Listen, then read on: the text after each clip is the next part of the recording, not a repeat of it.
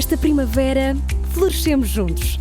Apoie as vozes plurais que não têm medo de ir contra a corrente e partilhe a sua opinião nos comentários. Desfrute de todos os benefícios Observador, agora com 20€ de desconto. Assine hoje em observador.pt. Portanto, eu sou um hacker por natureza, comecei a programar aos 14 anos, tive o meu primeiro produto a ser vendido nas lojas de microinformática quando tinha 14 anos, sempre fui péssimo no negócio.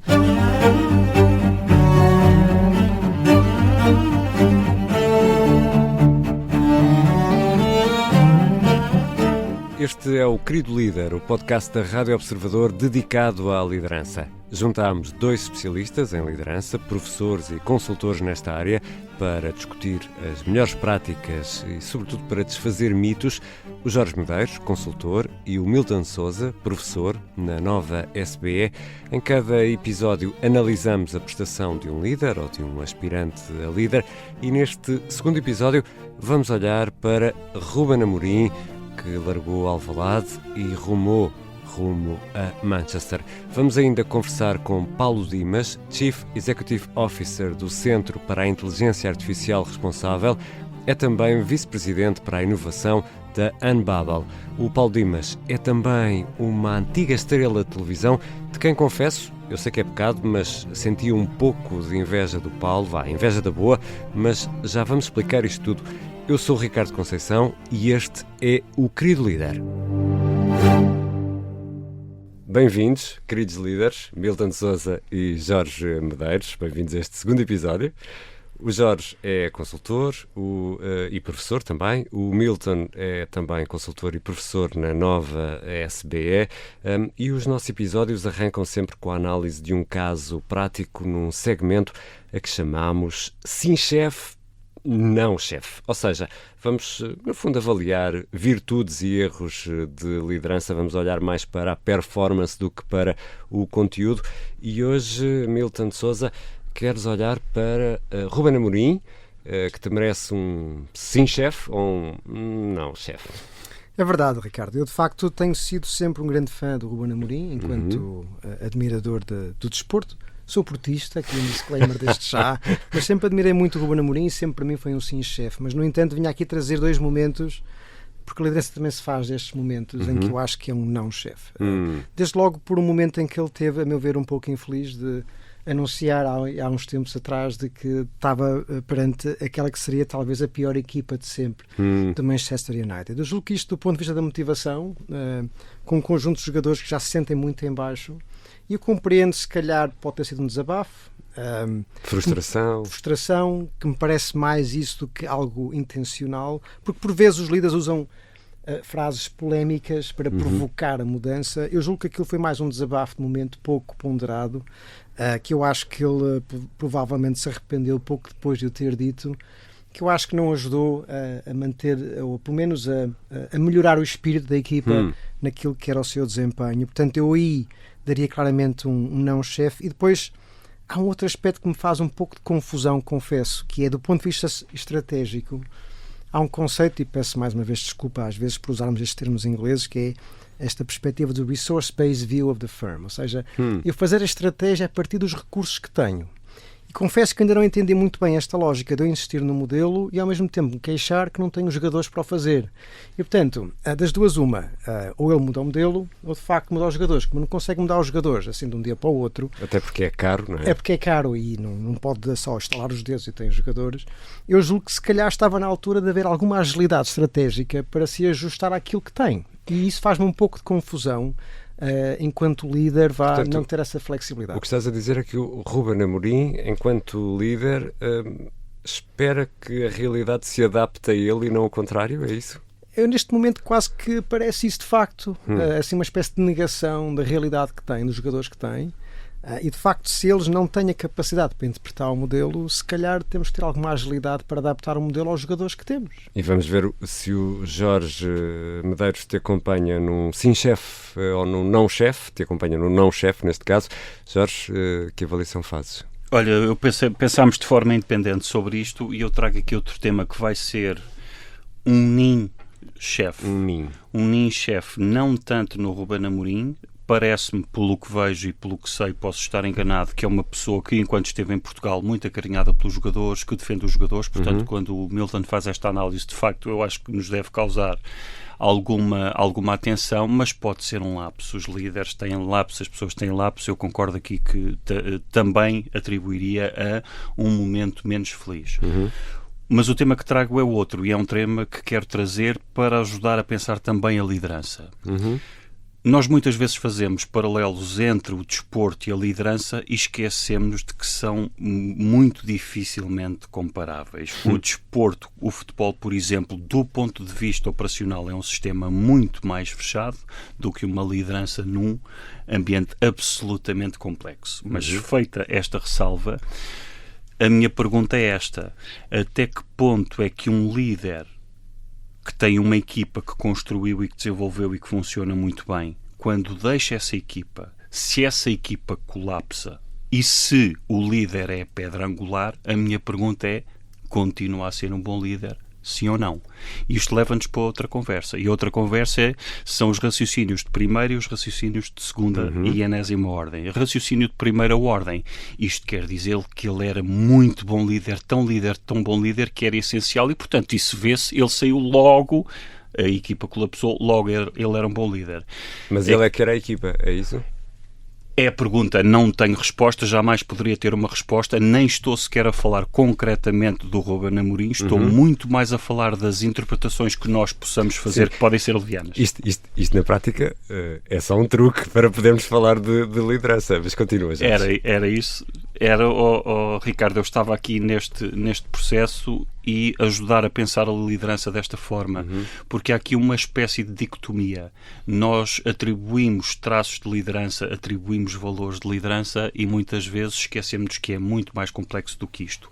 E se numa organização qualquer o líder deixa a organização ou transita para outra e a organização colapsa, até que ponto é que foi de facto um bom líder? E se utilizarmos a lente da capacitação e da autonomização e do empoderamento que o Milton falava num episódio anterior, então aqui, se calhar, temos de questionar aqui algumas das escolhas de liderança. Fica só este momento de reflexão. Fica este nin com sabor a não, chefe, do Jorge Medeiros, e também um não, chefe, do Milton Sousa ao Ruben Amorim. Este querido líder, ainda vamos conversar com alguém que dedicou a vida à tecnologia, Paulo Dimas, uma pessoa que, quando era miúdo, tinha uma penosa tarefa, tinha mesmo um trabalho daqueles chatos, terríveis. Tinha de testar alguns jogos de computadores, mas já lá vamos falar disso. Aproveito este momento para deixar um pedido muito especial, que é muito simples, é clicar em seguir este podcast na aplicação que habitualmente usa para ouvir podcasts, como a Apple Podcasts, Spotify, YouTube. Estamos disponíveis nas mais variadas plataformas e é uma grande ajuda para nós se seguir este podcast. Agora está na hora dos tão ansiados conselhos de liderança, no fundo, no segmento que dá nome a este nosso podcast, o Querido Líder. E o querido líder pode ser um líder querido ou um líder temido, como os queridos líderes da Coreia do Norte. Para ser um bom líder, Milton Sousa, o líder tem de ter a capacidade de, atenção, desligar? Sem dúvida, Ricardo, um líder que consiga, de facto, sustentar o seu desempenho não o consegue fazer de forma permanente. Eu costumo fazer um pouco a brincar, todos conhecemos o Usain Bolt, não é? Corre os 100 metros em 9 segundos e qualquer coisa.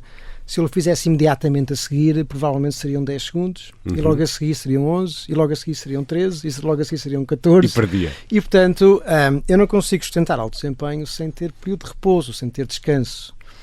E ao bocado eu concordo com o Jorge plenamente que, de facto, o desporto por vezes é usado de forma excessiva como paralelo para aquilo que é a realidade das empresas, porque a complexidade é outra. Concordo 100%. Ainda assim, acho que podemos retirar essa lição. Uma boa equipa de futebol, uma boa equipa de alto desempenho no desporto, faz o seu estágio, descansa no dia anterior ao momento em que está ao seu melhor. E estão sempre a contar os dias entre jogos. Exatamente. E as horas. Não é? Isso é uma vantagem que o desporto tem, é porque, de facto, esse escalonamento dos momentos de desempenho estão muito bem definidos. Nas empresas nem sempre é assim. Ainda assim, acho que deve haver esse cuidado dos líderes poderem, de facto, saber desligar para poderem estar ao seu melhor, desacelerar para poderem acelerar quando é preciso. E falta muito essa capacidade de desligar no dia-a-dia. E depois falta um outro desligar, mais filosófico, que é um certo desprendimento. E aqui há uma relação paradoxal. Acho que um líder tem que estar simultaneamente muito comprometido com o que quer fazer e o querer e a ambição que quer, e ao mesmo tempo também um certo desprendimento para que quando corra mal não entre numa espiral negativa de frustração que depois passa para as equipas também. E portanto eu acho que desligar é essencial. O Stephen King costumava dizer que o problema dele não era escrever, era saber parar de escrever, porque isso era importante para conseguir estar ao seu melhor. Mas, Jorge, não é expectável ou não se espera que um líder desligue o telefone, ou desligue o WhatsApp, ou não atenda, ou não esteja disponível. Oi, Ricardo, estás a abrir uma caixa de Pandora. Eu mordo o isco, Como é que o Milton defende uma coisa destas? Eu mordo o isco, acho que aqui concordo em absoluto, acho um paralelo perfeito. Deem-nos um exemplo de um qualquer atleta de alta competição que não tenha pausas para repouso, para recuperação, para recapacitação. Não há. Especialmente em desportos fisicamente exigentes. Portanto, nós muitas vezes não temos isso nas organizações, concordo totalmente, e há outra coisa, é que mesmo que eu não pare, os efeitos não são só em mim, eu provavelmente estou a propagar isso para a minha equipa. Um líder cansado cansa a equipa? Ou um líder que não se cansa também pode cansar ainda mais a equipa. Sem dúvida. Portanto, isto transmite-se. Aliás, nós temos muitos estudos que mostram que nós conseguimos explicar a 70% da variância daquilo que é o clima organizacional de uma equipa. Perdoem-me aqui a versão científica em mim. Como é que é? 70% da variância do clima organizacional de uma equipa pode ser explicada pela forma como o líder se comporta, mesmo daquilo que ele não se apercebe. E, portanto, se eu de facto sou naquele modo permanente, de corrida permanente, de ânsia permanente, isso vai passar para a equipa invariavelmente, porque tudo é amplificado 1000, 10.000, 100.000 vezes, porque tudo é notado e tudo é amplificado. E, portanto, isso é muito importante o exemplo que damos, sem dúvida. E há aqui outro tema também, que é, se for um líder destes, pode ou não ter consciência de que é assim. Se não tiver consciência de que é assim, no limite pode fazer uma rotação da equipa porque acha, mais uma vez no limite, estou a exagerar o argumento, que ninguém serve e, portanto, só vai à procura de pessoas que consigam acompanhar o ritmo dele. Pronto. Ou então é uma pessoa que tem esse, eu peço desculpa pelo inglesismo, esse insight ou essa capacidade de olhar para dentro, mesmo que não veja porque tem alguém que lhe permite ver isto, e aí pode fazer-se um caminho de construção. Para não estourar a equipa, para não falarmos de burnouts ou perturbações de ansiedade ou depressões, etc. Mas, Dr. Sousa, deixa-me voltar a isto, porque penso que a realidade é muito esta, quer dizer, o líder que está, digamos, que ainda tem uma administração em cima e tem uma série de elementos na equipa abaixo, vamos imaginar que está aqui, não no meio, mas a 3/4 da hierarquia ou até no meio, ninguém espera que ele desligue, não é? Nem as pessoas da equipa que ele organiza, nem as pessoas que estão acima dele. Como é que se resolve isso? Tu falavas do paradoxo, mas é mesmo, não é? É extremamente complexo, sobretudo num contexto cultural em que ainda é expectável isso acontecer. Eu julgo que em alguns países em que esta forma de estar nas organizações, no trabalho, não é assim tão evidente, ou seja, em que sair às 5h30 ou às 6 ou desligar o telemóvel depois de determinada hora é visto como mais normal, é mais fácil a quem está nessa sanduíche, né, nessa gestão intermédia, poder, por um lado, não responder a um e-mail de quem vem de cima e poder convidar as pessoas que estão em baixo a fazerem o mesmo.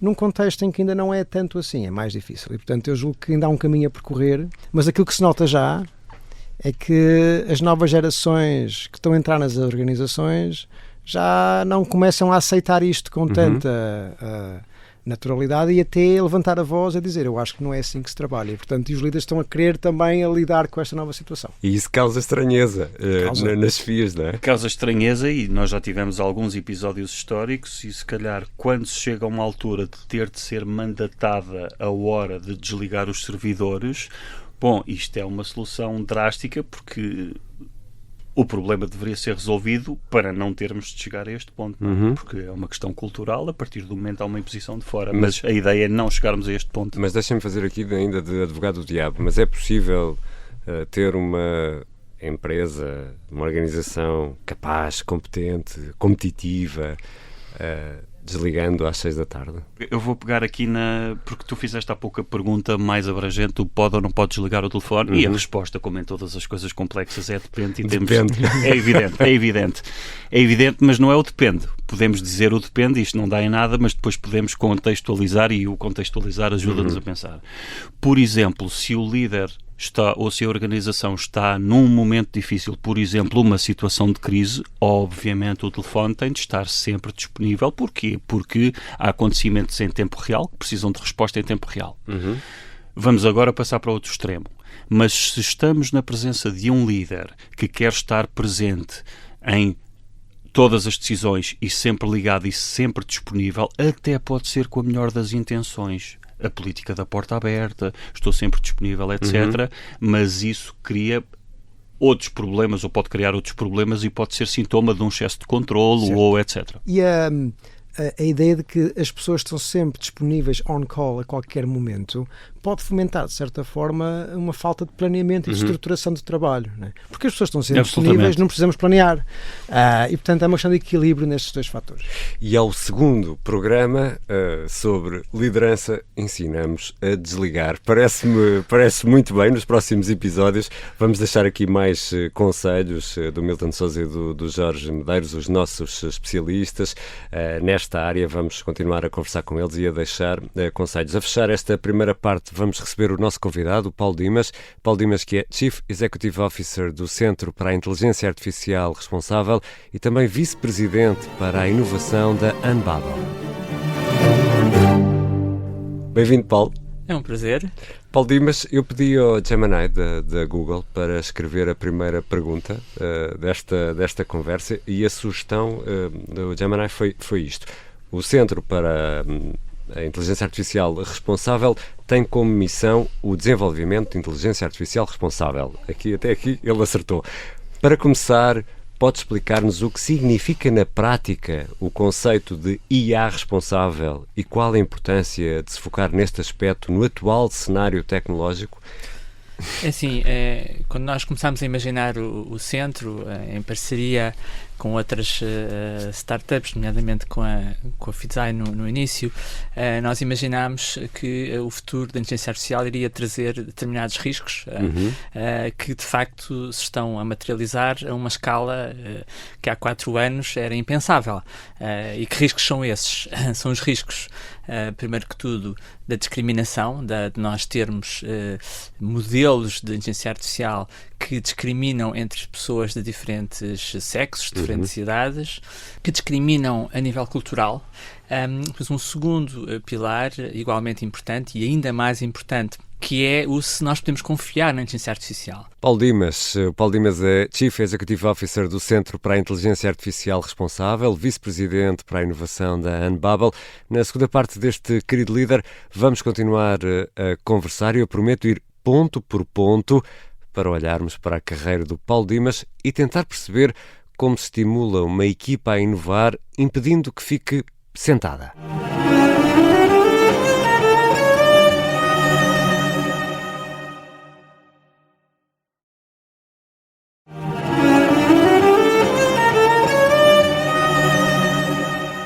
Estamos de regresso para a segunda parte do querido líder. É nosso convidado Paulo Dimas, Chief Executive Officer do Centro para a Inteligência Artificial Responsável. Nesta conversa participam também o Milton Sousa e o Jorge Medeiros, membros residentes deste querido líder. O Paulo deixava aí no final da primeira parte uma série de pistas interessantíssimas sobre a inteligência artificial, sobre a necessidade termos uma inteligência artificial responsável. Como é que o Paulo pensa nisto? Vou-lhe fazer a pergunta assim: como é que é o seu processo criativo? Como é que pensa nestas coisas todas e como é que passam Sim, à prática? O processo criativo, e tenho vindo, de certa forma, a tentar ser o mais rigoroso possível com esse processo criativo, é o processo da simplificação. Como dizia o Steve Jobs, o mais difícil não é fazer o complexo, o mais difícil é fazer o simples. E de preferência bonito. E quando nós o conseguimos, quando nós conseguimos o simples, isso move montanhas. Faz com que as pessoas percebam melhor o que nós queremos, as nossas intenções, a nossa visão, e portanto o meu esforço é sempre, em todas as equipas, é um esforço de simplificar, portanto de destilar as ideias fundamentais, aquelas ideias que fazem a equipa avançar, que fazem a equipa acreditar na visão, que são memoráveis, que são inspiradoras, e portanto esse é o meu processo criativo, é essencialmente esse. É claro que haver muita abertura e aceitar todas as ideias. Um dos aspectos que também cultivo em todas as equipas com quem tenho trabalhado é o aspecto da segurança psicológica, portanto em inglês do psychological safety, que para mim é a principal qualidade numa equipa de alta performance. Portanto, nós temos de ter nestas equipas esse espaço para criar livremente, para errar, especialmente em inovação. Se nós não erramos 50% das vezes, não estamos a inovar. E portanto já parte para o trabalho com essa ideia de que precisamente, e portanto o espaço é seguro. Existem estudos que mostram, estudos feitos em grande escala, por exemplo na Google, estudos quantitativos baseados em dados de performance, que mostraram que as melhores equipas não são as equipas que têm as pessoas mais inteligentes. Portanto não são enfim, as equipas dos doutorados em machine learning que saíram de Stanford. Não, são as equipas que têm este espaço para falhar, que têm uma licença para falhar, como nós costumamos dizer na Unbabel. Portanto, as minhas equipas têm sido sempre caracterizadas por isso. Nós o que fazemos é criar os próximos produtos, portanto, produtos que têm de ser disruptivos, têm de ser transformadores, têm de ser às vezes inesperados, têm de surgir às vezes de ideias que muitas vezes são tidas por pessoas na área da investigação, que fazem determinadas descobertas, e portanto a nossa função é transformar essas descobertas em inovação, em algo que chega à vida das pessoas, que faça... Posso fazer uma questão rápida? Só para aqui. E como é que tu consegues, na prática, de forma muito concreta, estimular essa segurança psicológica? Claro, concordo contigo absolutamente que é fundamental, mas o que é que isso quer dizer no teu caso em concreto, naquilo que fazes? No meu caso em concreto é deixar as pessoas falharem. E tem tido... Mesmo quando se percebe que aquele caminho vai para o precipício? Quando percebem, e eu acho que isso é muito fruto de um processo de aprendizagem que é muito interessante. Eu, quando tinha 20 e poucos anos, quando comecei a liderar equipas, era terrível, era horrível, era uma pessoa, era um... Tu eras terrível? Eu era terrível, obrigava as pessoas a estarem a horas nas reuniões e se atrasavam, fazia aquilo que se chama o public shame, não é? Tipo, humilhação pública, tinha mesmo mau feitio. E progressivamente, com a idade, eu comecei a perceber que o que nós temos é de dar liberdade às equipas para falharem. Porque se nós lhes dermos liberdade para falhar, elas vão aprender mais rápido e vão criar aqueles mecanismos autónomos que depois é o inverso. Aquilo que eu acho que é mais fantástico numa equipa é quando nós chegamos a uma reunião, uma apresentação, a uma demonstração, e aquilo que a equipa nos mostra está para além daquilo que nós imaginámos. E isso é aquela sensação de, digamos, recompensa enorme, que dizem, e isso acontece com alguma regularidade, a equipa ser melhor que nós próprios. Houve alguém que tivesse dado... Quem é que te fez ver a importância de alterar os teus comportamentos enquanto líder? Foi algo que aprendeste por ti ou foi alguém que te ajudou a pensar, Paulo, espera lá? Eu acho que foi algo muito que aprendi por mim. Foi muito... eu, a certa altura na minha vida, comecei para já a desacelerar. Portanto, e estávamos a falar um bocadinho sobre isso, a desacelerar, a pensar, enfim, no que é importante na tomada de decisão, o que é importante na alta performance do ponto de vista até mental, como é que nós conseguimos atingir um estado de tomada de decisão onde de facto nós estamos in the flow, não é? Portanto, naquele estado em que o tempo parece que não passa. Isso já tem aí muita leitura. Já tem leitura, mas tem uma leitura muito prática. Não necessariamente é uma leitura da realidade. Portanto, eu, a certa altura no meu percurso profissional, tive uma espécie de epifania em que interceptei, digamos, 3 áreas da performance. Uma delas, a área da neurociência, e uma das coisas que eu aprendi, portanto, tem sido uma das áreas que me tem fascinado desde sempre, desde que li o R. Descartes, do António Damasio, que é o meu ídolo pessoal, que fiquei sempre muito fascinado sobre a forma como o cérebro humano funciona. E uma das coisas que aprendi é que o nosso cérebro tem estados diferentes de criatividade, de produtividade, e nós às vezes não devemos forçar usá-lo na altura errada. Mas pelo contrário, quando nós estamos naquele momento, digamos, criativo, então é levar ao máximo. E, portanto, eu não sou muito estruturado na forma como ataco os desafios, e sou mais espontâneo, e acredito muito nesse princípio do nosso cérebro estar... E o Paulo dos 20 e tal anos, ou dos 20 e picos, não respeitava esses tempos? Não respeitava esses tempos. Era um Paulo obcecado pela produtividade, no sentido de horas de trabalho, que media resultados em horas de trabalho. Em quantidade, não é? Em quantidade. Esgotava as equipas. Eu lembro, fiz um grande projeto para a Expo 98, que foi os quiosques multimédia, e levei a equipa completamente à exaustão. Aquilo, no final, na semana a seguir ao lançamento, praticamente metade da equipa já não queria trabalhar comigo. Portanto, esses projetos acabaram por me ensinar. Mas também, eu estava a falar aqui uma interseção de 3 aspectos. Exatamente. O primeiro, a parte da neurociência. O segundo, o aspecto no fundo, da parte da colaboração entre equipa. E, no fundo, aquilo que é o mais clássico a nível de equipas de alta performance, que é discutida a complementaridade de personalidades, portanto, no fundo, conseguir colaborar com os nossos colegas, percebendo as suas, digamos, diferenças, isso tudo. E depois uma terceira área, que é a área mais espiritual, se quisermos. E isso agora, vou ficar aqui, que foi os princípios filosóficos do taoísmo.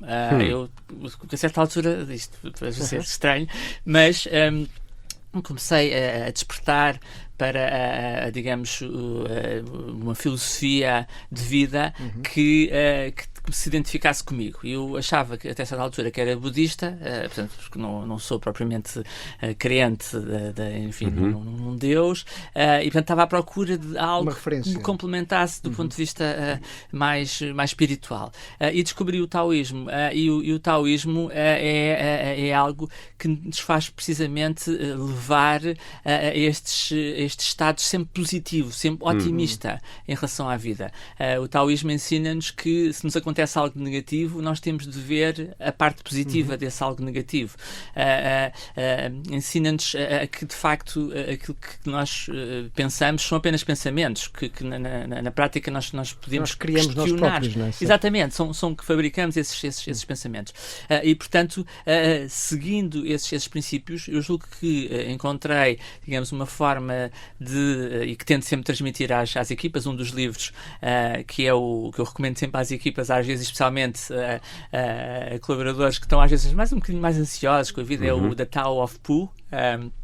É um livro sobre o taoísmo que foi escrito com base nas personagens do Winnie the Pooh, e isso faz-nos olhar para a vida, a pensar mais no presente, muito mais no presente do que no futuro. Portanto, eu acho que muitas vezes as equipas estão demasiado ansiosas com o futuro, e isso afeta a sua performance no presente. E, portanto, é isso que eu tento transmitir às equipas, esses princípios, porque é assim que de facto se criam. Então temos um Paulo Dimas completamente diferente ao longo da carreira. Completamente diferente, sim.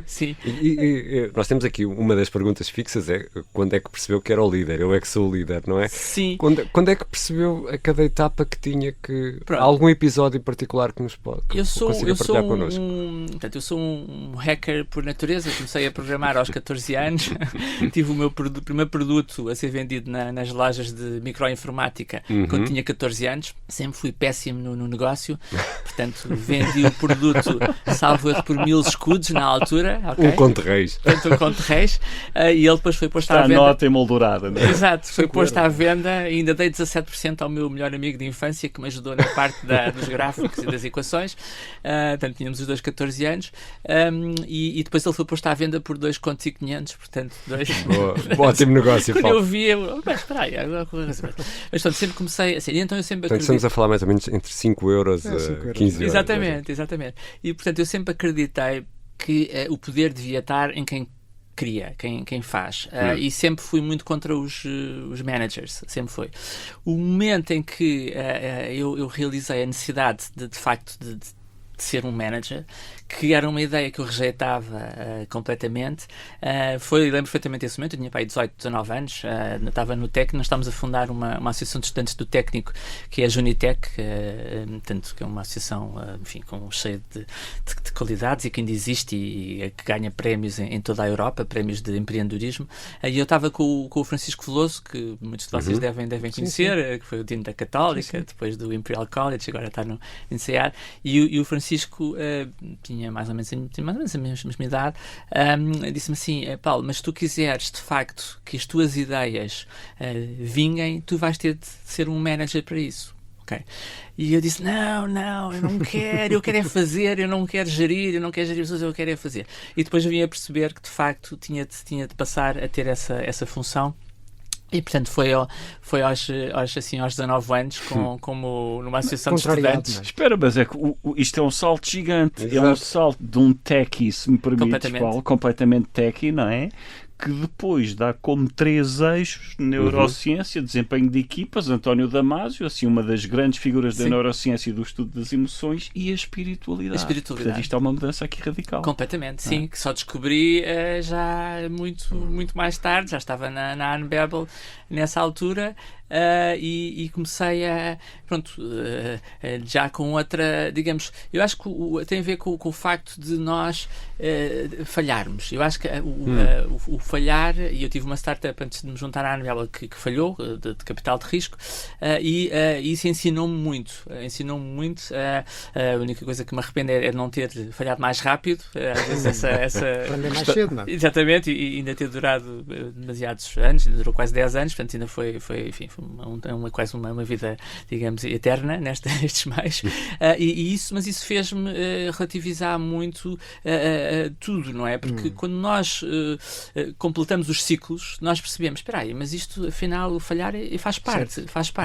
E portanto, vamos... É curioso, vem um pouco na linha daquilo que falamos há pouco, deste tal desprendimento. Se não houver um certo desprendimento, eu não consigo lidar com o falhanço. Sem dúvida. Portanto, eu estou muito comprometido, mas ao mesmo tempo tenho que ter a capacidade de ganhar distância, não é? Sem dúvida. E estar numa startup, eu tenho sido sempre uma pessoa do mundo das startups, é uma verdadeira montanha russa. Eu costumo dizer que quando falo a fundadores, que enfim, ir para esta carreira é aceitar ir numa montanha russa que muitas vezes parece que se vai despedaçar. E portanto, e aí o que é que nós devemos fazer? Não devemos ficar ansiosos e saltar, não é? Não, devemos aguentar, devemos tentar encontrar essa serenidade e sempre relativizar. Eu queria aproveitar aqui uma deixa. Falamos várias vezes de ansiedade.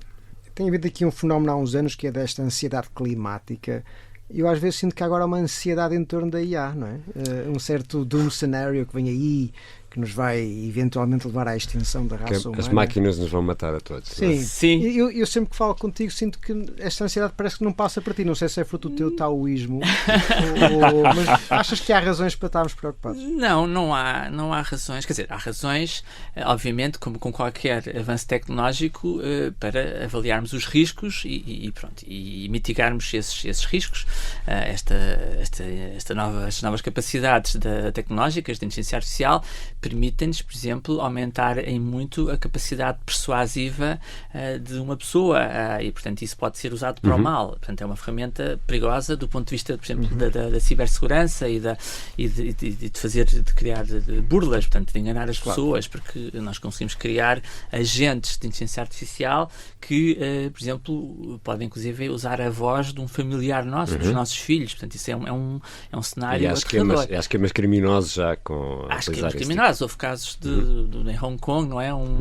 Uma empresa em que uma das pessoas fez uma transferência de 20 milhões de dólares ao fim de algumas chamadas por Zoom com, aparentemente, aquele que ele achava ser o CFO da empresa que estava em Londres. Portanto, isso resolve-se com regulação, Paulo? Ou autorregulação? É muito, assim, o uso, digamos, ilícito da tecnologia é algo que é muito difícil de nós regularmos. Portanto, também podemos usar uma faca para fins menos... Precisamente, nós não regulamos uma faca por poder ser mal utilizada.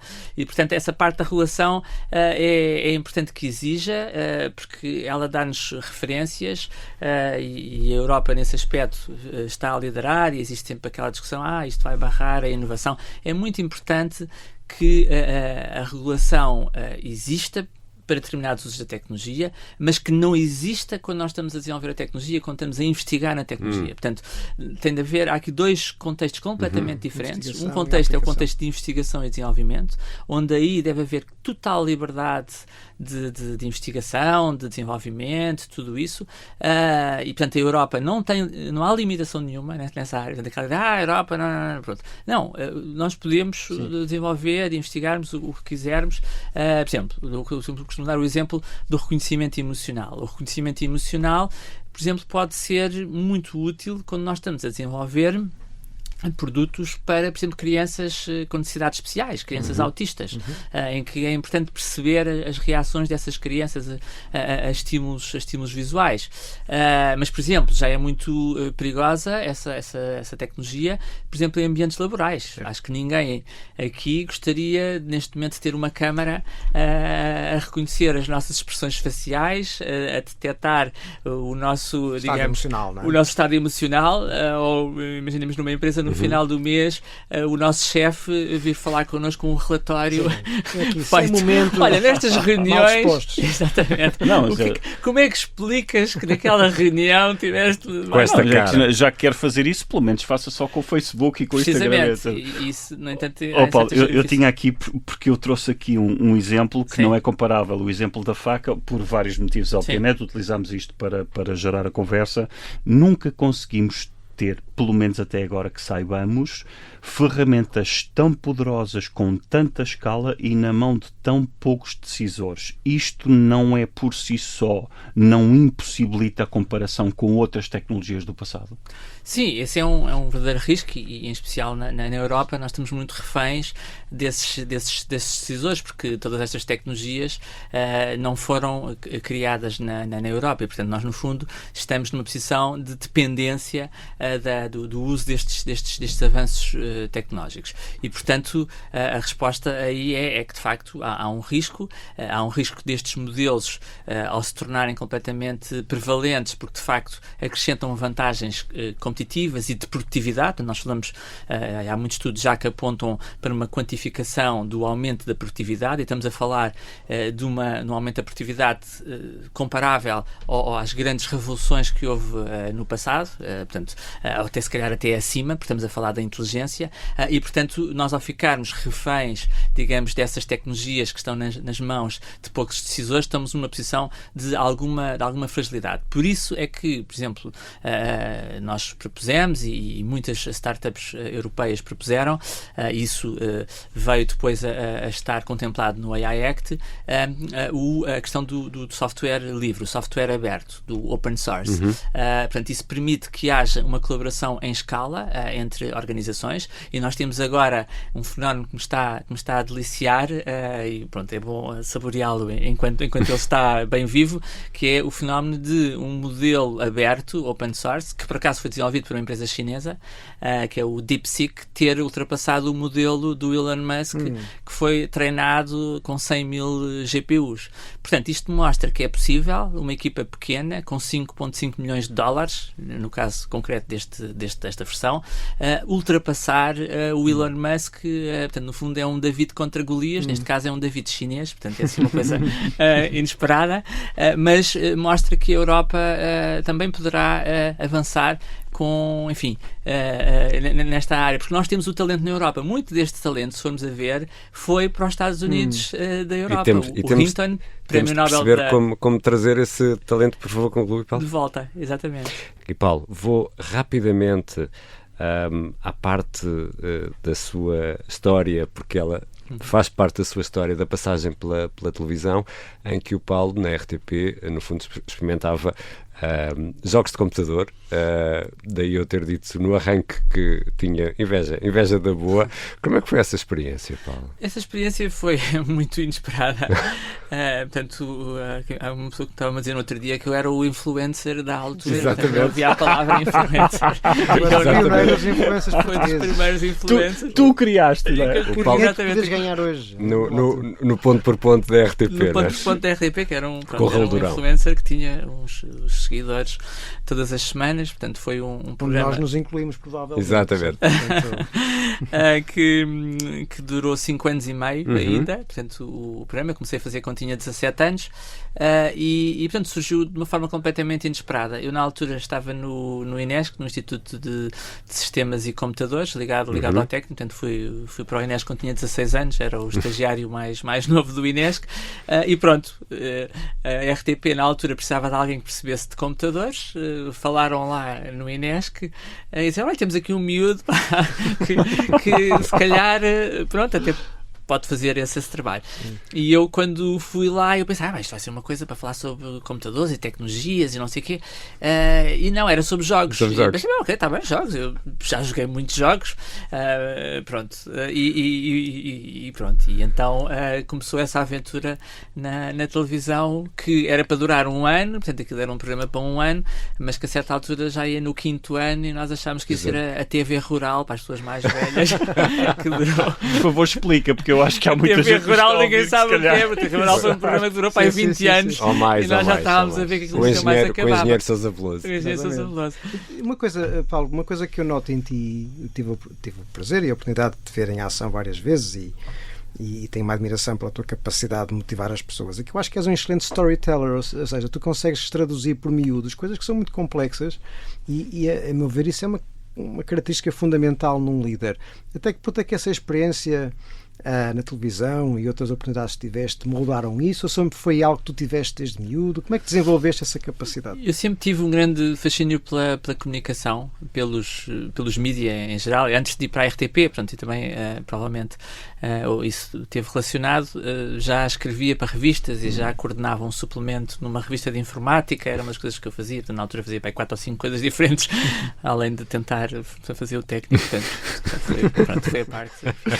Era o teu hobby, o técnico era o teu hobby. O técnico era de vez em quando aparecia lá, mas pronto, mas isto ainda foi quando tinha 16 anos, portanto, e portanto sempre tive um grande fascínio pela comunicação. Eu descobri o Marshall McLuhan muito novo, portanto isto agora é muito geek, mas pronto. Isto é só para quem fez Ciências da Comunicação. Ciências da Comunicação, portanto o meio é a mensagem, a importância, e portanto sempre tive muito interesse pela parte humana da tecnologia. Portanto, eu acho que se for um bocadinho mais para trás, eu comecei-me a interessar mais nos fatores humanos da tecnologia, mais porque é que certas inovações são utilizadas por seres humanos e porque é que outras falham. Pronto. Isso não tem a ver muitas vezes com a tecnologia, porque a tecnologia, enfim, vale por si, mas tem a ver com a ligação entre a tecnologia e o ser humano. E, portanto, sempre me interessei muito por essa dimensão humana. Portanto, comecei a interessar muito pela área da interação homem-computador, muito cedo, e por crianças também. Uma das coisas que me fascinou muito, desde muito cedo, foi a forma como as crianças interagem, na altura interagiam com os computadores, que é completamente diferente da forma como os adultos interagem. Claro. É fascinante como uma criança é completamente desinibida a explorar a tecnologia. No outro dia contaram-me que uma criança estava numa escola, fez um desenho no papel e tentou fazer o swipe do desenho no papel. Exato. Não funcionou. O Ken Robinson tem este episódio emblemático em que ele relata este episódio de uma criança em que alguém terá perguntado à criança: o que é que estás a desenhar? E a criança respondeu: estou a desenhar Deus. Mas ninguém sabe como se parece Deus, então deixa-me acabar. Exatamente. E, portanto, sempre foi Sim. muito essa ligação entre a tecnologia e o ser humano que me atraiu desde muito cedo. Paulo, deixa-me fazer aqui uma pergunta. Estou mesmo curioso e vou voltar aqui atrás, porque trouxeste aqui alguns conceitos. Eu vou pegar num dos conceitos da psicologia que tu trouxeste, que é o conceito de fluxo. E para quem nos está a ouvir, é aquele equilíbrio entre a minha capacidade de desenvolver uma tarefa e o desafio dessa tarefa. Portanto, há aqui uma banda em que eu estou tão focado nessa tarefa que perco a noção e estou do tempo a passar. O que é que acontece? Quando eu estou em estado de fluxo, não estou a crescer. E, portanto, como tu estás numa empresa de inovação, eu estou a fazer aqui uma série de pressupostos, estou a lançar aqui uma série de pressupostos, obviamente, e, portanto, como a tua empresa e tu estás muito ligado à inovação, a inovação acontece muito fora da zona de conforto e, portanto, os exercícios de criatividade é lançar várias ideias, as pessoas refinarem ideias, descartarem uma série de ideias. Portanto, como é que tu casas esta necessidade do fluxo que é confortável com esta inovação que é desconfortável? E ainda vou tirar aqui outro conceito, que é o da segurança psicológica e do erro, dos vários tipos de erro e como eu posso crescer com os erros. Portanto, muitas vezes falamos em tolerância ao erro, mas pelo que eu percebi da tua abordagem, não só toleras, como fomentas o erro como forma do processo, é isso, não é? Sim, precisamente, e já tive várias divergências e várias discussões, porque existem perspectivas diferentes em relação a esta atitude. Há managers que acham que nós devemos proteger as equipas do erro e às vezes, quando elas estão a começar a falhar, substituí-las. Eu acho que isso é completamente errado. Um dos princípios que eu sempre segui a educar os meus filhos foi o dar-lhes confiança, transmitir-lhes confiança. Eu lembro perfeitamente a primeira vez que a minha filha mais velha andou de elevador, que a mãe estava em estado de choque. Ela é muito pequenina, ela vai morrer, não vai conseguir e não sei o quê. Não, vamos acreditar que ela consegue. E eu acho que quando as equipas sentem que nós estamos a transmitir esta confiança, elas vão conseguir ir mais longe. Eu acho que o que está errado é nós estarmos constantemente a proteger a equipa. Agora, como é que se põe as equipas na zona de desconforto e a questão do mindset de crescimento, não é? Que é fundamental. Nós temos de pôr. Aí e eu até tenho uma t-shirt que a equipa me ofereceu com isso, que diz Demo Time, Demo, portanto, e também muito inspirado. Tem um 666 também, alguns ou não?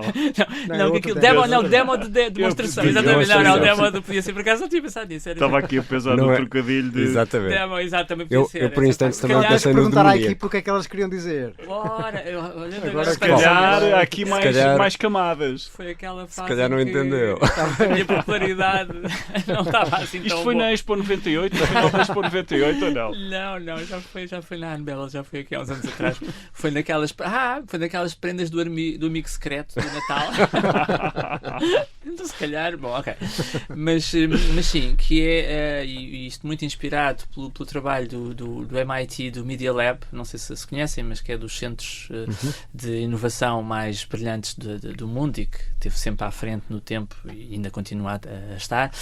E eles tinham um motto lá que é o Demo or Die. Portanto, no final do mês ou do trimestre fazes uma demo daquilo que estás a fazer, ou então, pronto, não vales nada, basicamente. E, portanto, isso sempre foi muito o meu espírito. Isso cria ali um fator de pressão de tempo que às vezes as equipas e de responsabilização, que às vezes as equipas reagem de uma forma que não é a melhor, mas aí o truque é sempre dizer, ok, está bem, então eu não vou definir a data, tu é que defines a data, e portanto passar o ânus da responsabilidade para a equipa, e quando as equipas definem as datas, depois o nível de responsabilidade. São as suas datas. São as suas datas, datas exatamente. Esse é um truque fundamental. Então, e volta ao teu ponto, Milton, há pouco do empowerment, não é? É o empowerment, é dar à equipa.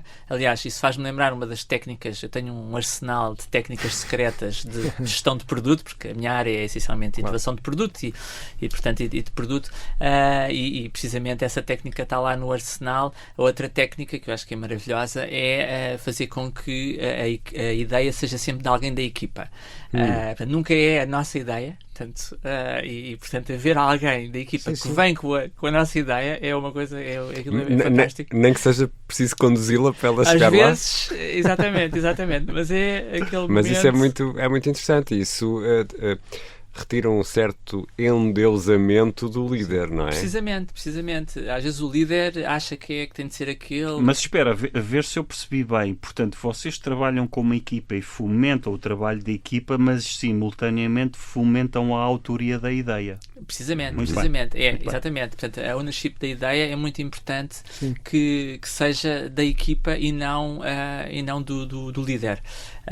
Porque uma ideia que é tida pela equipa é uma ideia que é uma paternidade partilhada, não é? É uma paternidade partilhada, exatamente, e portanto é uma ideia que vai ter muito mais probabilidade de ter sucesso, para além de, e esse é um aspecto que às vezes é um bocadinho menosprezado, que é o aspecto da comunicação, que é, muitas vezes nós temos uma ideia de algo que queremos alcançar, mas a nossa ideia não tem a ver com a ideia da equipa. Isso acontece, já me aconteceu imensas vezes, que eu acho que a equipa sabe o que é que eu estou a pensar, mas eles estão a pensar numa coisa completamente diferente e então gera aqueles desentendidos. Agora, portanto, lá está, se a ideia vier da equipa, se forem eles a explicar a ideia, então aí nós, pronto, é fantástico. E pensa muito na forma como comunica com a equipa nessa altura de expor, bom, eu tive esta ideia, era incrível fazermos isto, e depois ninguém percebe nada. Exatamente, sim, não, isso é fundamental, e aí também um aspecto, uma técnica muito, muito importante, é apanhar a equipa no momento certo, para passar a ideia. E portanto, lá está o tal contexto. Isso é antes ou depois de jantar? Pois, é o contexto. Portanto, tive a oportunidade de assistir a uma palestra de Castro Caldas, de um dos mais famosos neurocientistas portugueses, por acaso foi aluno do António Damasio, não sabia isso. Um dia estava a falar com ele e ele disse: foi meu aluno, apesar de eles terem idades próximas, e ele deu uma palestra no colégio dos meus filhos, em que explicava o que é que a neurociência tinha a ensinar à educação. E uma das coisas que eu me lembro dele falar, e lembro muito bem, era dele dizer que quando uma criança está a querer aprender matemática, é aproveitar esse momento. O oposto é quando não está a querer aprender matemática, e não vale a pena. E, portanto, no caso das equipas é o mesmo. Quando a equipa está receptiva a uma ideia nova, é aproveitar... É a janela de oportunidade para utilizar o chavão, não é? O inverso também se aplica. É exatamente igual à regra. Isto é, quando a equipa não está predisposta a uma ideia nova, porque neste momento está em mindset de discussão e é preciso fazer isto, matamos a ideia completamente se a apresentarmos no contexto errado, porque a motivação da equipa não está para aí voltada. Isto também está aqui uma questão interessante, que é, isto implica uma certa agilidade e uma certa desestruturação daquilo que é o dia-a-dia e as semanas. Como é que tu concilias, por um lado, esta disponibilidade de aproveitar o momento com uma certa estrutura e planeamento, para que não caímos naquele erro que falamos no início de estamos todos disponíveis on call quando for necessário? Como é que conjugas e reconcilias esta tensão? Sim, eu acredito muito na espontaneidade, no ambiente criativo. Eu acho que é muito importante nós vivermos o momento em que estamos, porque as melhores ideias vêm, às vezes, inesperadamente, vêm muito da serendipidade. Portanto, eu acredito muito que as equipas de maior performance serão sempre as equipas que estão localizadas, co-localizadas, exatamente, e portanto acho que precisamente surge do contacto humano, de olhar para o ecrã do colega. Portanto, o trabalho remoto não é bom. Já eu sempre achei que num ambiente de competitividade que equipas remotas não têm a mesma... Sobretudo em tarefas criativas. Especialmente em tarefas criativas, exatamente. As minhas perguntas foram sempre quando havia equipas completamente remotas. Isto é uma startup muito famosa que é o GitLab, que foi todo, eles orgulham-se de nunca se terem encontrado praticamente, fizeram tudo remotamente. Mas eu acho que o produto, basicamente, aquilo é uma porcaria. Bom, mas aí teríamos de entrar com a linguagem científica, é difícil, não é? Mas uma andorinha não faz a primavera, não é por haver um caso supostamente de sucesso que se pode extrapolar para... Sim. Não, e há claramente uma vantagem competitiva dessa serendipidade e das pessoas se juntarem e de criarem nesse momento. Depois temos rituais, portanto nós temos sempre rituais. Os rituais que temos são rituais que combinam uma parte de planeamento, que normalmente é um planeamento de curto prazo, 2 semanas, à volta disso, chamam-se não é? os sprints, mas também combinam os rituais de retrospectiva, e esses são dos mais importantes que uma equipa tem, e a função do líder aí é fazer, até afastar-se um pouco do processo, participar no processo, mas afastar-se. Eu já participei em sessões de retrospectiva, que no mundo das startups chamam-se as retros, é um nome muito emocional, porque é um momento em que os membros da equipa desabafam as suas... E é quase emocional, pronto, não é? É a fase muito emocional. Sim. É muito emocional, e aí é que nós vemos a maturidade da equipa, é quando de facto a equipa abertamente fala das coisas mais íntimas. Então eu vou aproveitar essa deixa, porque temos as tais nossas 4 perguntas fixas, e queria aproveitar para perguntar ao Paulo Dimas qual foi o pior momento. O pior momento da carreira. Bom, agora estava a falar, pronto, só para fazer a ponta em relação ao que estava precisamente a falar. Não é o pior momento, posso falar e lembro-me bem, mas nestes momentos de retrospectiva, que acontece normalmente nos finais dos sprints, ou pelo menos uma vez por mês, nunca menos que isso. Paulo, para quem nos está a ouvir, se calhar, e que não está familiarizado com as metodologias Agile, o que é um sprint, quanto tempo dura, o que é uma cerimónia, como uma retrospectiva, consegues dar assim um apanhado muito rápido? Portanto, no fundo, nós planeamos o trabalho que é feito, o trabalho de desenvolvimento de produto, num momento que planeia cerca de 2 semanas. Estamos a falar de Scrum, não é? Sim, podemos usar. Nós temos que isto varia muito. É uma forma, cada equipa também tem o seu modelo, mas essencialmente é dividir, digamos, aquilo que tem de ser feito em unidades de tempo que nunca vão além de 2 semanas, portanto tentam-se que sejam relativamente curtas. Então existe um momento que é o planeamento dessas 2 semanas, e depois existe um momento no final que é o momento em que se faz um balanço dessas 2 semanas de trabalho. Portanto, esse é a tal retro, em que a equipa, digamos, tem de sentir que, digamos, pode falar de tudo. Existem técnicas para fazerem essas retros. A técnica que eu uso, aprendi de certa forma no Thinking Fast and Slow, no Pensar Rápido e Devagar do Kahneman, que é a equipa porque o problema destes momentos é serem dominados pelos membros da equipa mais extrovertidos, com mais confiantes. Ou por um excesso de negatividade, por vezes, não é? Ou às vezes, exatamente, e por isso é que a retro deve sempre começar por celebrar as coisas positivas. Já houve algumas retros em que eu não estive, e às vezes foram conduzidas por pessoas que calhar não tão experientes, não com esta coisa, e começaram pelas coisas negativas. E don't try this at home, não é? Não, assim, eu acho que aquilo, pronto, por acaso até que descambou. Eu depois, quando voltei, estava de férias, ou já foi numa altura em que eu não pude participar, e aquilo correu mesmo muito mal. Estavam todos deprimidos num canto. Correu muito mal, ao ponto daquilo depois a equipa começar a ir para um estado mental, e isso agora a propósito de um momento negativo que lembro, que foi a própria equipa dizer que já não valia a pena fazer retros. Portanto, trauma, esquecemos há pouco do... Portanto, eu dizia assim, o quê? Porque eu estava já nessa altura a tentar dinamizar e fazer com que toda a gente tivesse a confiança para partilhar, e era quase silêncio na sala. E a certa altura, porque aquilo é posto numa ferramenta antes da reunião, isto é, os membros da equipa escrevem aquilo que acham que está bem e o que está mal, sem bias nenhum, portanto, sem influência nenhuma da reunião. Nenhum sabe o que é que o outro está a escrever. Exatamente. Consegues garantir isso? E consegue-se garantir Nem isso. que eles não falam sequer offline uns com os outros? Sim, em princípio isso não acontece. Portanto, é uma ferramenta que nós usamos que permite fazer isso, e portanto lá está, e o Kahneman ensina isso no Thinking Fast and Slow. É das poucas coisas que ele ensina como práticas, porque aquilo, se leram o livro, chegam ao final completamente frustrados, porque aquilo aprende-se imenso sobre a natureza humana, mas muito pouco sobre como mudar.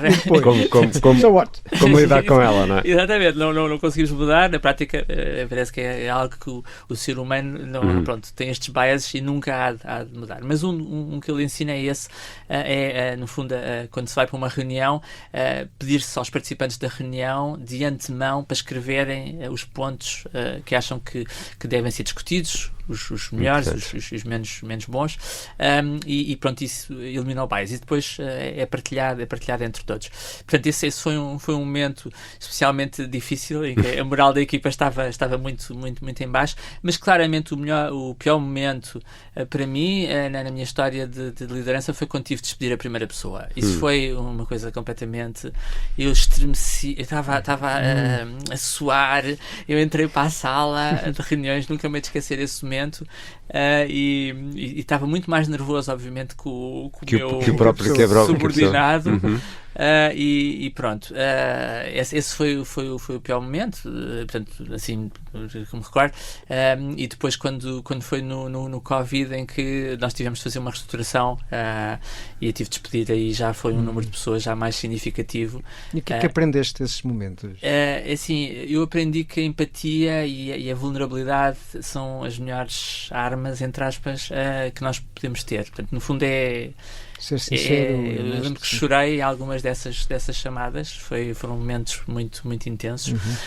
Nós, na altura, na minha equipa, tivemos o cuidado de ter um critério de deixar sair as pessoas que à partida iam conseguir arranjar emprego rapidamente, e já tínhamos várias posições fora para elas, mas foi muito duro. É das piores coisas que há, porque é um sentido de injustiça enorme, no sentido em que essas pessoas, no fundo, estão a ser preteridas em relação a outras.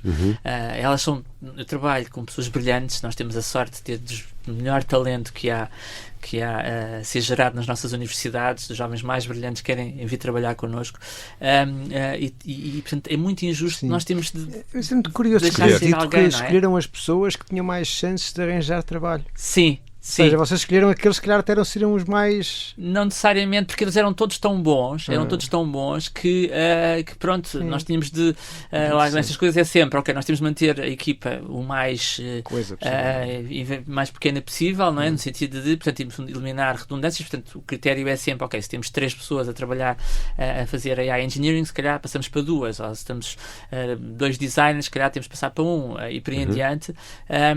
E aí o critério foi, em vários casos, ok, não, há aqui uma oportunidade fora para essas pessoas. Mas isso é extremamente, porque nós, no fundo, eu tento sempre ter muita empatia, portanto é uma coisa muito humana, muito emocional. As pessoas não é desistir das pessoas, não é? E o facto de vocês quererem ajudar também. Precisamente, como é que nós transmitimos a estas pessoas que elas não são piores que as outras, não é? Como é que isto se consegue passar? E quando elas são más? Quando elas são mesmo más. Pronto, eu tenho tido a sorte de, aí há um processo um bocadinho orgânico, e aí posso até ser um bocadinho, enfim, chato nesse aspecto, mas as minhas equipas têm sido sempre equipas que funcionam um bocadinho como organismos que expulsam. É uma coisa que normalmente não ficam na equipa, normalmente saem depois para outra equipa. É um processo natural que tem a ver muito com a cultura. Atenção que estamos a falar de equipas onde, digamos, não são equipas altamente estruturadas, altamente disciplinadas. Aquilo que nós fazemos é muito imprevisível, portanto, e muitas pessoas não se identificam com este tipo de princípios, gostam de estar em equipas mais, portanto, digamos, estruturadas, com mais planeamento, com mais previsibilidade. Portanto, nós vivemos sempre um bocadinho on the edge, portanto, nunca sabemos muito bem se aquilo que estamos a fazer vai funcionar ou não vai funcionar. E isso do ponto de vista de aguentar a equipa firme naquela visão, é um desafio grande, e que só pode ser alcançado com as pessoas também com esse mindset, porque se as pessoas começarem logo, existe muito aquela, isto não vai funcionar, pronto, estamos a fazer uma coisa que não vai funcionar. Nós temos o exemplo de um produto que é o Halo, que é um produto que foi demonstrado na maior cimeira do mundo de AI for Good, que foi talvez o momento mais memorável da minha carreira profissional, que era estar nesse palco das Nações Unidas. Em Genebra, exatamente. Esse já podemos dar como o melhor momento da carreira. Esse foi o melhor momento da carreira, foi. Qual foi, Paulo? Foi o momento, eu só para vos dar uma ideia, demorei para aí 3 ou 4 dias a recuperar emocionalmente desse momento, porque nós fizemos aquilo que toda a gente nos dizia para não fazermos, que era fazer uma demonstração em palco de uma tecnologia completamente presa por arames, que estava a ser feita numa garagem de um aluno, e combinando peças de inteligência artificial que podiam falhar todas, e com um paciente que sofria, infelizmente já faleceu, o Luís, de esclerose lateral amiotrófica. Portanto, ele próprio podia se sentir mal, ele próprio podia não conseguir interagir com a tecnologia, com os sensores de padrões neuronais. Portanto, tudo podia falhar naquela demo. Havia milhares de pessoas a assistir. Eu tremia, as minhas pernas tremiam no palco. Eu estava com a função de enviar as mensagens por WhatsApp ao Luís e ele responder com a sua própria voz. E aquilo foi um momento. E foi um sucesso. Mas no final foi um sucesso. Foi um sucesso em todas as dimensões. Eu nunca tinha experienciado nada deste nível. Metade das pessoas que vieram falar connosco no final disseram que choraram literalmente. Portanto, nós provocámos uma onda emocional na audiência, porque o próprio paciente também se emocionou, claro, por estar naquele palco, por estar a dar o seu testemunho de que, de facto, a inteligência artificial pode ajudar muitos doentes com a mesma incapacidade neurológica. Já agora, o que é que faz a tecnologia? A tecnologia transforma biosinais produzidos através da atividade muscular, portanto, que são os últimos sinais que estas pessoas conseguem controlar, conseguem gerar de forma, digamos, controlada, transforma-os em linguagem, portanto, em fala. Portanto, permite a que uma pessoa que deixou de falar, que deixou de poder escrever, de se movimentar, consiga ter uma conversa com o seu filho usando a sua voz que perdeu. E consegue a própria voz? A sua própria voz, exatamente, a sua própria voz. Nós temos o caso de um doente que, quando nós começámos a trabalhar com ele tinha a eutanásia marcada. E decidiu adiar a eutanásia porque recuperou a sua voz, porque recuperou uma nova forma de interagir com a família. E portanto são histórias, pronto, enfim, e eu já estou nesta fase o que é que vem depois disto, não é? Da carreira. Faz uma carreira em que, portanto, nós falámos de inteligência artificial, falámos de uma inteligência artificial responsável, mas esta é uma inteligência artificial responsável para o bem, portanto, para ajudar as pessoas. Portanto, digamos, acho que aquilo que mais impactante pode haver na tecnologia é, de facto, ter esta oportunidade de trabalhar. E também um aspecto importante, e porque que isto de facto foi um momento também tão memorável, e é porque mostra que é possível uma equipa formada por talento português estar no maior palco do mundo. Só houve 2 demos nesta cimeira, e uma delas foi a NASA. Claro que eles apostaram em nós, também estavam a correr um risco grande, claro. Mas isto mostra que uma equipa de 7 pessoas, 10 pessoas, com as parcerias que nós temos, com centros de investigação, consegue alcançar estes feitos. Portanto, não é preciso ser uma Google, OpenAI, ou com poucas pessoas consegue ser. E no dia em que a pessoa apresentou essa ideia, tive uma ideia que se calhar nós conseguimos, alguém disse, isso não vai dar. Sim. Durante todo o desenvolvimento do produto, muitas pessoas achavam, não, isso não vai ter utilidade, isso nunca vai ser útil.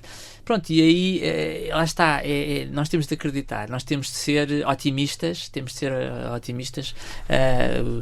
só os otimistas é que inspiram as equipas, é um aspecto, mas também o otimismo também pode ter os seus perigos, não é? Claro. A sua loucura, não é? Também pode ter a sua loucura.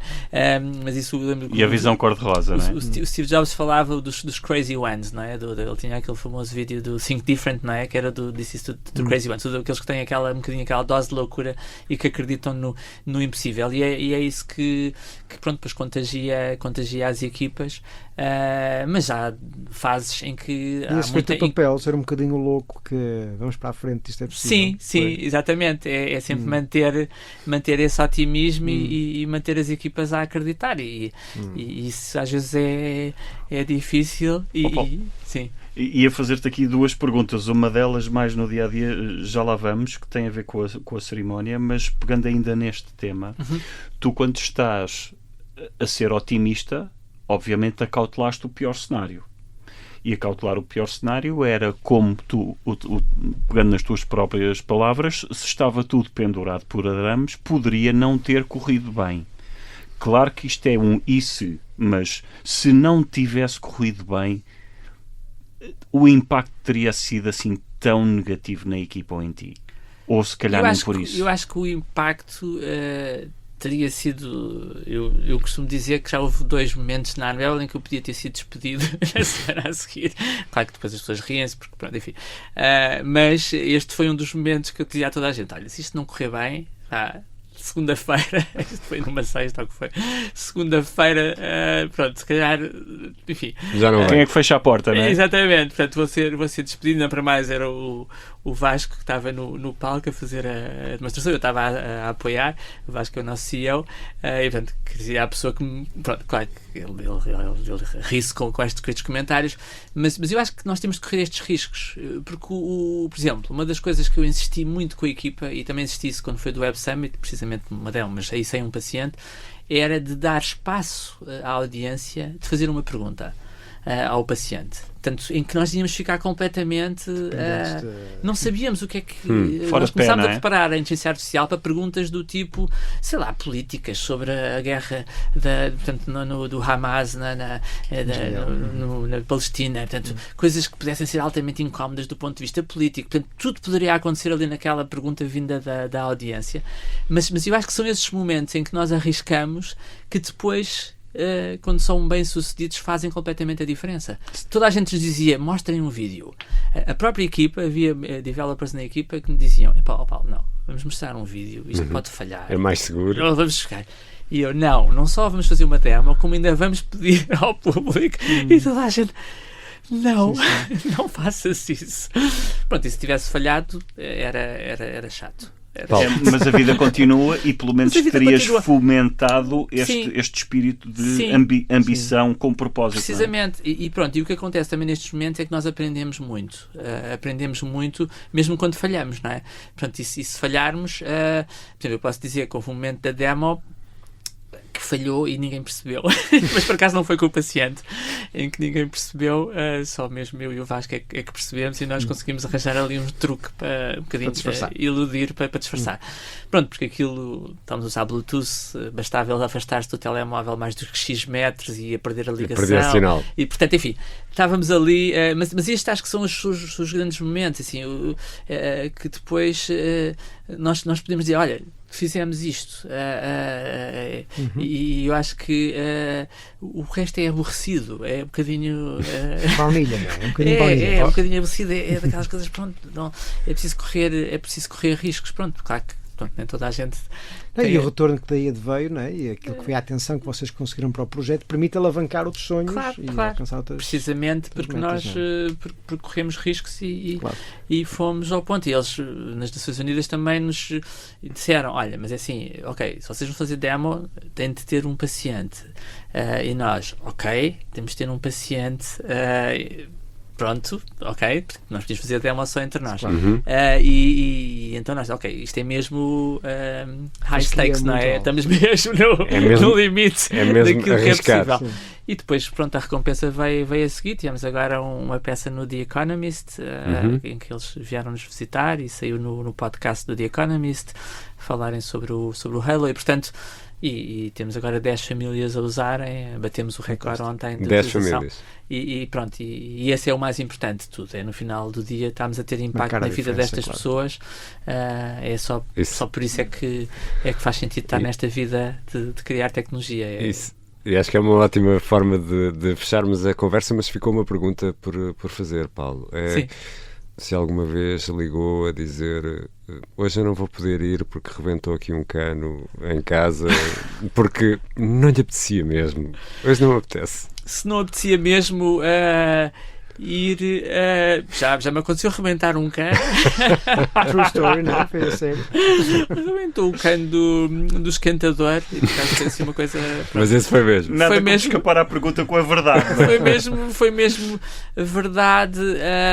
Assim, eu acho que adoro demais aquilo que faço para conseguir. Acho que notamos não, a sério, é um bocadinho difícil, porque especialmente a parte das equipas, de ter esta oportunidade de trabalhar com estas equipas e com este talento jovem, brilhante, das coisas que me dá mais prazer na vida é ver estes miúdos, agora já estou mais velho, vê-los a evoluírem, a crescerem. E eu estava a pensar no outro dia, quando eu atualizar o meu currículo, não sei quando é que isso será, eu acho que vou acrescentar uma linha que é os miúdos, que neste momento são a tua prova de sucesso, no topo Essa do é mundo. portanto, E vocês como professores, no teu caso, acho que isso é o que mais, digamos, é a maior recompensa, é nós vermos que as novas gerações estão a ter... Há aqui outro ponto que eu também imagino que seja muito importante, que é, muitas vezes nas organizações as camadas vão estando progressivamente desligadas do resultado final, ou porque estão desligadas do resultado final porque é a natureza do jogo, ou porque as decisões que tomam têm repercussões ao longo do tempo e, portanto, demora muito tempo a fechar o ciclo de feedback.